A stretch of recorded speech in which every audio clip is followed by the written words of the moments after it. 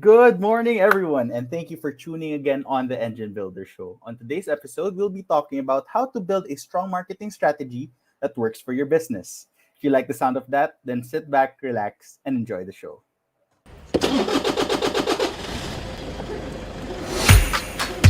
Good morning, everybody.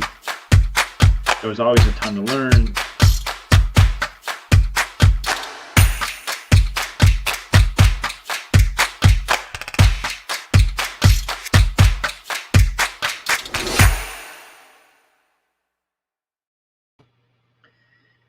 Good morning, everyone. Happy Monday. Hope you get to tune in and see this live. If you do, drop a comment down below and say hello. And if not, if you get to catch this later, either way, thank you so much for tuning in. Like Jethro said, I want to talk a little bit about how to build a strong marketing strategy that works for your business. And I think I know over the years I've seen it's always like there's often first quarter people are thinking about, okay, what do I what do I need to do to improve marketing? What do I need to do to change things and really make a better impact for my business this year? And so it's always this time of year that I'm getting questions from folks, and also even just thinking about how we're going to help our business and our clients' businesses grow. And so there's three things that I think are important to realize as you start to get into this, and we'll probably be talking more about this week and in the following episodes as well. Um, but the first thing to really pay attention to is, and I talk about this quite a bit, but I'll always continue to talk about it because of how important it is, that marketing 101 is creating excellent products and services for your clients and really making it an amazing client experience. And so there's no point in marketing something that doesn't work or doesn't really solve your client's problems, and no amount of marketing will solve a bad customer experience. And so as I watch businesses that really grow massively and successfully, it's because a huge amount of their focus is on really providing excellent products and great services to their clients.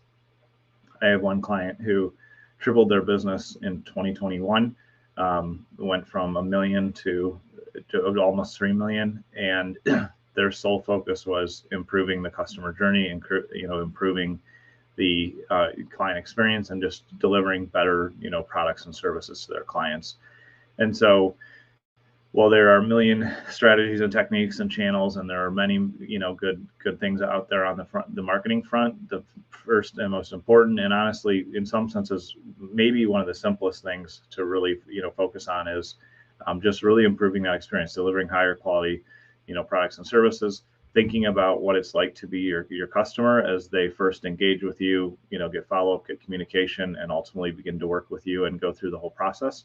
And that's something that, as much as I would love to say that you fix that and you level that up once and it works forever, that's not quite how it works, because as our businesses grow, there's going to be pieces or things that need to be re-optimized or fixed or improved, or there's going to be areas that break because of the business's growth, and that gives you an opportunity to lean back in and focus in on improving that area. We talked about that on an earlier episode, I think it was in the last week or so, of as entrepreneurs, it's easy to get shiny object syndrome and think, oh, like I'm going to go try this new thing, or I'm going to go work on something new and exciting. And in many cases, I believe it's wise to, when you're feeling that itch to like dive in and work on something new, go back and look at one of the areas of your business and say, how can I improve this? How can I grow it? And how can I make it just a more excellent experience for the customers who engage with us? And that allows you to take that energy, that positive energy that sometimes drives us the wrong way into shiny objects and new things. We can take that same focus and energy and just reinvest and improve the things that we already have.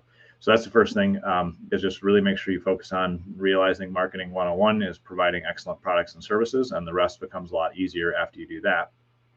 The second thing that I think is really key to pay attention to is, as entrepreneurs, as business owners, as even just like leaders and managers inside of any company, it's really important to realize that most of the time you are not your target market. And so if you think about how you want to market to your customers, you should not be thinking of your own experience. And what I mean by that is there's plenty of times where I sit down and explain to people oh, like you should definitely be sending a weekly email, and as soon as possible you should be sending twice a week to your email list, and then from there you can do more, and in many cases it's wise to do more, but at least sending something twice a week is a good idea.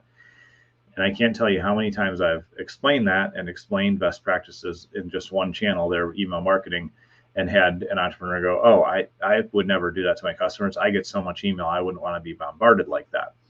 And that's an example of thinking that you are your target market, when in reality, a lot of the people that you're marketing to don't get as much email as you and aren't overwhelmed like you are and don't have those same kind of views of marketing they're used to being marketed to.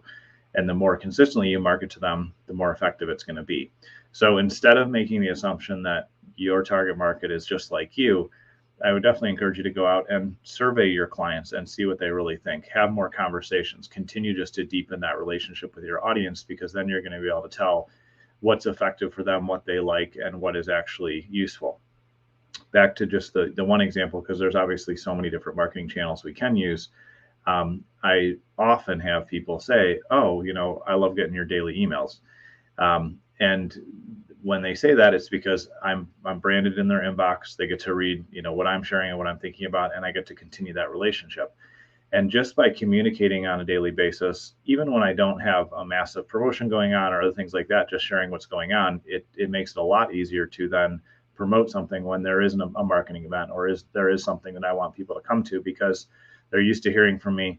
They're used to opening and reading the messages. They click through, they're engaging. And so it's a healthy and patterned behavior that I can plan on from my audience. So again, that second thing is just realize that you are not your target market. And so don't make assumptions for your audience. Rather than do that, it's better for you to have the conversations, survey them, have one-on-one conversations, really study and read about how they're behaving, have those in-depth conversations, and that's what's going to actually bring you to the truth.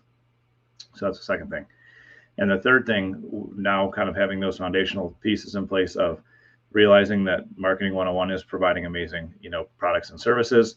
And the second thing is realizing that you're not your target market, and that you should just actually have conversations with them to see what they want, what they like, what they need.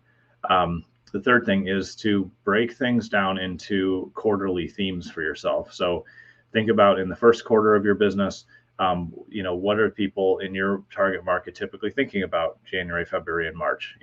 Is it, if you're in the health and fitness space, they're probably, they're conditioned by the industry to think that this is a good time to start working out and losing weight and changing their diet. If you are, if you're in another space, what is going on in that quarter that makes sense to think about? So like with some of our home services clients, their customers are starting to think about, okay, what do I want to do in spring? What kind of home improvement projects do I want to do? What things am I looking to change and improve around my house? And so as you're aware of what your customer and your audience really wants, you can build a themed and structured quarterly marketing plan that then you can execute on, because just really broad generalized marketing targets are going to be harder to hit than if you break it down and say, over the next 90 days, here's what's important, here's what I want to accomplish, and then here's what we're going to do in the second quarter, here's the plan for the third quarter and fourth quarter. And even if you just kept it at that level, you'd at least have 4 different kind of focus areas and themes to work on for the year. And then it's near term enough that you can measure yourself and see if you're actually making progress. But it's broad enough that you know exactly kind of where things are going to fall throughout the year. And so those are essentially, 3 things that I like to think about as I'm starting to build out a strong marketing foundation for a business, for anybody that we're working with. We'll continue to talk about some more marketing focused things this week. But just remember, like I said, and I'll say it a million times because I think it's really important, you'll hear me talk about this a lot, is just remember that creating excellent products and services is marketing 101. So when you get that right, everything is easier. Second thing is you're not your target market. So don't think that being more aggressive with how you run your Facebook ads, or sending, text message marketing, or sending multiple emails per week is going to necessarily be a bad thing. Think about it and talk to your actual customers and see how they engage with that type of marketing. So you're not necessarily your target market. So just remember that, and don't make decisions based on your own preferences. Instead, make decisions based on what your audience actually wants. And then the third thing is start to build out 90-day kind of quarterly plans with different themes and focus areas. That'll allow you to have a strategy, even just kind of between the macro and the micro, you have that nice kind of quarterly plan that you can start to use. And then we'll start to talk about in future episodes what you can do more on the weekly and monthly basis, and how to move things forward. But really, most importantly, just remember that creating a plan and creating a strategy is what's going to help you be effective, compared to just hoping that your marketing will work without actually putting any effort or strategy into it. And so, of course, if you need any help, reach out. We'd love to help you build out a plan that will help you grow your business. And that's something that we love doing for our clients. So I'd love to hear from you. So thank you so much for tuning in, and we'll see you tomorrow.